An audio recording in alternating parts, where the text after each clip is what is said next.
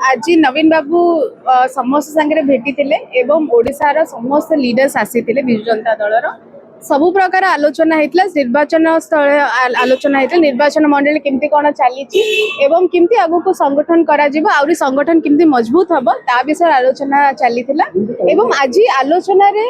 नवीन बाबू प्राय प्राय घंटे दि घंटा बसिक समस्त को बहुत पेशेंटली शुणिले बहुत भल लगे गोटे आम समस्त मध्यम गोटे बूस्ट गोटे मोटिवेशन मिली कि आगु को भी दल एमती ही चलो एवं निश्चित रूप से आपड़ देखिए लोक तो बहुत हंतसंत है डबल इंजिन सरकार निश्चित रूप से बहुत बढ़िया फॉर्म रे आसीबो एवं बिजु जनता दल देखो तो मनमालिन तो आपण कहउछन मते तो सेमती किछ लागुनी सब प्रोग्राम्स हम मिसिकी अटेंड करूछु एवं जोटी भी दरकार पड़े आमे जाउछु एवं जो लोकंको संगे रहिबा हमर मूल लक्ष्य होची राजनीति करूछु लोकंको संगे रहिबा आमे दुई जन जगह करूछु समस्त ही सेमती ही सब लीडर्स ही लोकंको संगे अछनी बिजु जनता दल स्ट्रेंथन हेकी जिवो